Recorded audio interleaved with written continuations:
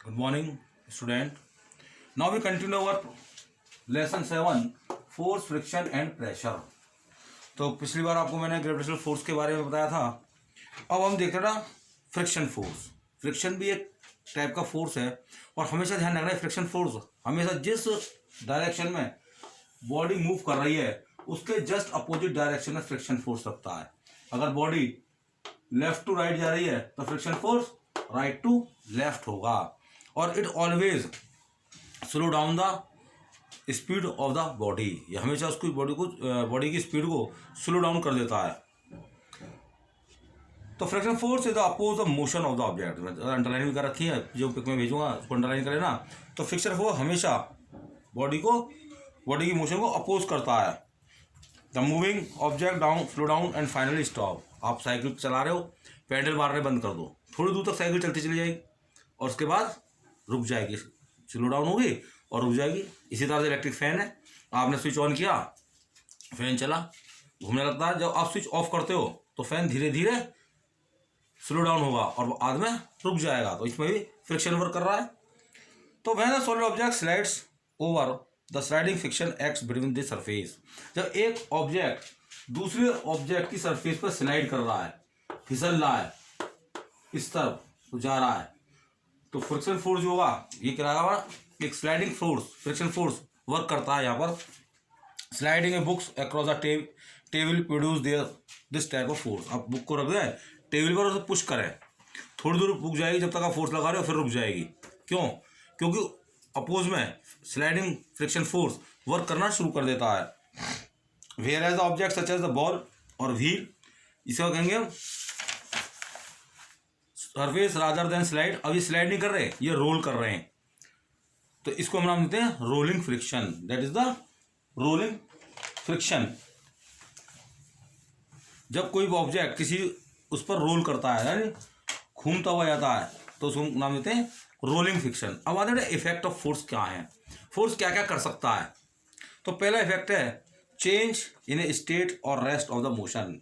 अगर कोई object rest में है तो हम उस पर फोर्स अप्लाई करें, वो मूव करना शुरू कर देगा। एग्जाम्पल है, बॉल रखी हुई है फील्ड में, आपने किक मारी, बॉल मूव करना शुरू कर दी। दूसरा, अगर कोई ऑब्जेक्ट मोशन में है तो फोर्स उसे रोक सकता है। इसका दूसरा एग्जाम्पल है कि when we apply the pedal और साइकिल, हम साइकिल चला रहे हैं उस टाइम में हम ब्रेक अप्लाई करते हैं रोकने के लिए, तो इसको मूविंग ऑब्जेक्ट को ये रोक भी सकता है। चेंज इन स्पीड, अभी मैंने बताया तेज कर सकता है स्पीड को। अगर उसी डायरेक्शन में फोर्स लगा दिया जाए तो स्पीड बढ़ जाएगी, और अगर उसके अपोजिट डायरेक्शन में फोर्स लगा दें हम, स्पीड कम हो जाती है। तो स्पीड को भी चेंज कर सकता है ये। चेंज इन डायरेक्शन, अगर हम कोई मूविंग करते हुए ऑब्जेक्ट आ रहा है और हमने हल्का सा पैर बॉल पे लगा दिया, बॉल मूव करती हुई आ रही है, पैर लगा दिया, वो दूसरी डायरेक्शन में चल देगी।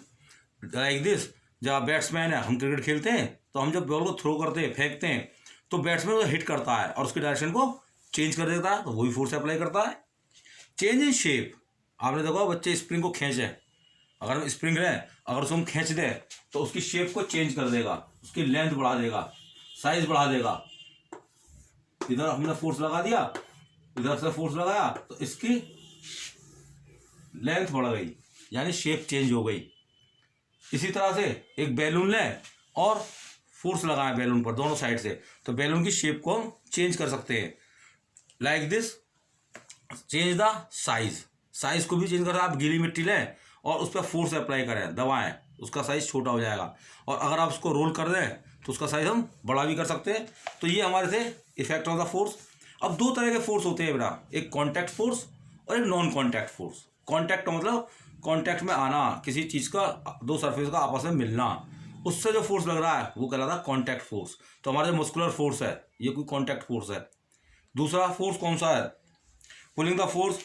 तो force act on a body when source of the force is actually contact, जब वास्तव में कॉन्टैक्ट में हो और तब फोर्स अप्लाई हो रहा हो। हम किसी को पुश कर रहे हैं, किसी को पुल कर रहे हैं, वो कॉन्टैक्ट फोर्स है, मसल्स के थ्रू हम फोर्स को लगा रहे हैं। Pulling the force exerted by the nurse on a wheel chair, किसी को बैठा करके हम चला रहे हैं व्हील चेयर पे, तो वहाँ भी हम कॉन्टैक्ट फोर्स ही यूज़ कर रहे हैं।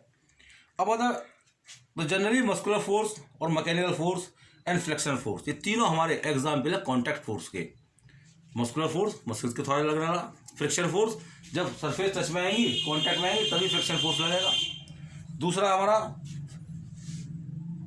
मैकेनिकल फोर्स, मशीन के थ्रू जो फोर्स लग रहा है किसी भी चीज़ पर, तो वो भी हमारा मैकेनिकल फोर्स है और वो भी कांटेक्ट फोर्स कहलाता है। अब बता रहा है नॉन कांटेक्ट फोर्स, यानी विदाउट टच में आए हुए अगर फोर्स अप्लाइड हो रहा है, आपने एक गेंद ऊपर से फेंके, हम नीचे को ड्रॉप करें तो नीचे वो खिंचती है बॉल, क्या अर्थ के कांटेक्ट में थी वो, लेकिन अर्थ उस पर एक फोर्स लगा रही है जो कि कांटेक्ट में ना होने के बाद ही काम कर रहा है, जैसे कहते हैं gravitational force. Non contact force का एग्जाम्पल है मैग्नेटिक फोर्स। मैग्नेट दूर से ही बगैर कांटेक्ट करे हुए आयरन आर्टिकल्स को अपनी ओर अट्रैक्ट करती है, वो भी हमारा क्या कहलाएगा, मैग्नेटिक फोर्स।